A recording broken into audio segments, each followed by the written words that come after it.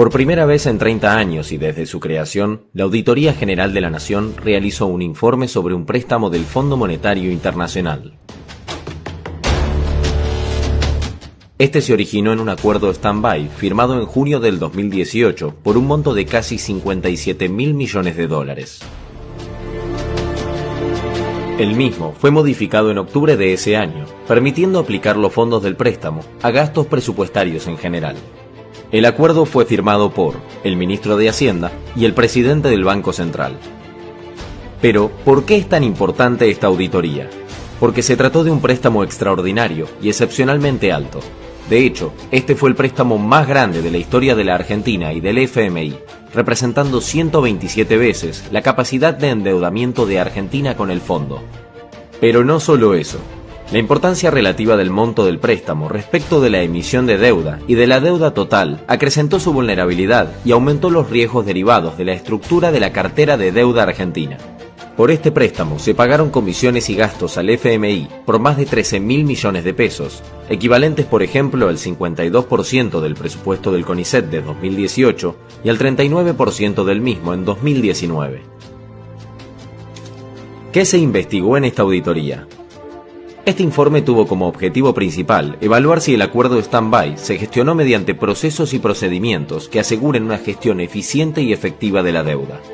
La AGN evaluó cumplimiento de normas y sanas prácticas internacionales, eficiencia, transparencia y efectividad en la gestión, que exista endeudamiento responsable, impacto en la solvencia y sostenibilidad de la deuda pública. ¿Qué reveló esta auditoría? El acuerdo fue firmado por el ministro de Hacienda, quien no tenía facultades para gestionar ni autorizar la deuda pública.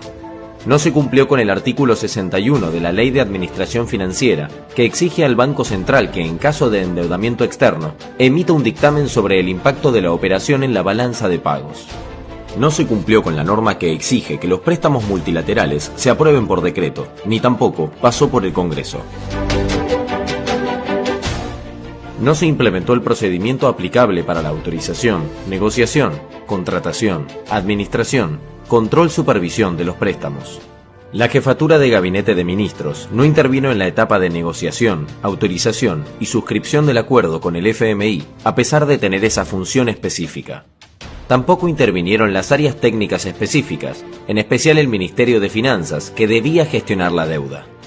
El acuerdo no tuvo intervención previa de la Unidad de Auditoría Interna, porque desde la división de los ministerios no existió esa área en relación con la deuda pública. No se pudo encontrar el documento definitivo del acuerdo, dado que existen múltiples versiones del texto del stand-by. El dictamen jurídico se emitió fuera de término y se basó en una norma que no estaba vigente al momento del acuerdo. Cuando se decidió solicitar el préstamo al FMI, el Ministerio de Hacienda no efectuó análisis sobre costos y riesgos financieros, ni de solvencia y sostenibilidad. El proceso de gestión no fue efectivo ni eficiente para rendir cuentas y asegurar la transparencia y el control en el uso de los fondos. Se observaron inconsistencias en los totales informados para 2018 y 2019 en relación con los montos de moneda extranjera subastados provenientes del préstamo del FMI. Casi el 30% de los desembolsos del FMI se usaron para financiar la salida de capitales financieros, en tanto el auditado informó que el 71% se usó para cancelar la deuda. Durante el periodo del acuerdo se observó una salida de capitales considerable y continua. La implementación de las medidas para evitarla fue tardía. Las condiciones relacionadas a moneda, monto y plazo del acuerdo con el FMI aumentaron el riesgo de insostenibilidad de la deuda. En el año 2018, el indicador deuda PBI se incrementó y llegó a representar 84,8% del PBI, valor superado en 2019, cuando alcanzó el 89,4%. Pero entonces, ¿la gestión del préstamo con el FMI fue eficiente y efectiva? La respuesta es no. Los procesos y procedimientos relacionados al préstamo no aseguraron la eficiencia y la efectividad en la gestión de la deuda, provocando incumplimientos legales, afectando la prudencia en la administración del endeudamiento y vulnerando la adecuada supervisión del financiamiento. El auditado tomó decisiones sin contar con la debida información en cuanto al costo y riesgo asumidos, impactando en la solvencia y sostenibilidad de la deuda pública.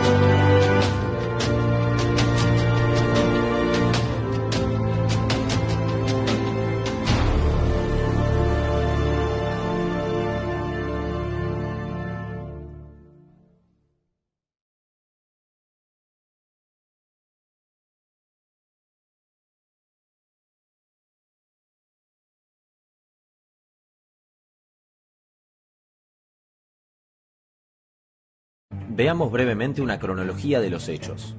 Partimos de un antecedente muy importante, que es clave para comprender por qué luego se sucedieron los problemas en la gestión e incumplimientos normativos. En enero de 2017 se dividió el exministerio de Hacienda y Finanzas Públicas en dos: Ministerio de Hacienda y Ministerio de Finanzas. Al Ministerio de Finanzas le correspondieron dos funciones claves: la gestión de la deuda pública y la función de autorizar la operación. En mayo de 2018, el presidente de la Nación tomó la decisión de emprender las negociaciones con el Fondo Monetario Internacional. El 7 de junio, concluyeron las negociaciones y 5 días después, el 12 de junio, se firmó el primer acuerdo con el FMI.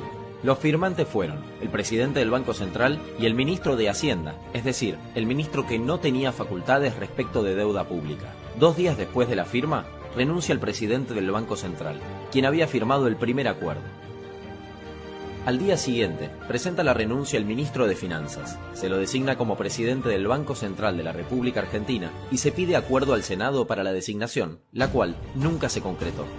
No obstante, la designación del ministro de Finanzas como presidente del Banco Central tuvo efecto 3 días después, el 18 de junio, fecha en que se firmó el segundo acuerdo. Es decir, que en un día, al ex ministro de Finanzas se le acepta la renuncia, se lo designa en comisión como presidente del Banco Central de la República Argentina y firma el acuerdo con el Fondo Monetario Internacional. En ese acuerdo el otro firmante es nuevamente el ministro de Hacienda, quien seguía sin tener competencia en materia de gestión de la deuda pública. Recién el 21 de junio de 2018, 9 días después de la primera firma y 3 días después de la segunda, se dicta el Decreto de Necesidad y Urgencia 575/18, que unifica los ministerios y coloca la competencia sobre la gestión de la deuda pública en cabeza del ministro, que ya había firmado. 10 días después de la firma del primer acuerdo, se emite el dictamen jurídico donde, para validar la competencia del ministro firmante, se citó ese DNU 575/18, que no existía al momento de ninguna de las dos firmas y que se publicó el mismo día en que se emite el dictamen. Dado que la deuda pública trasciende las generaciones, se espera que un préstamo de tal excepcionalidad, magnitud e impacto sea gestionado con máxima prudencia, al resguardo de opiniones técnicas que aseguren al menos eficiencia en el manejo del riesgo y eficacia en el cumplimiento normativo. En este trabajo se comprobó que no fue así.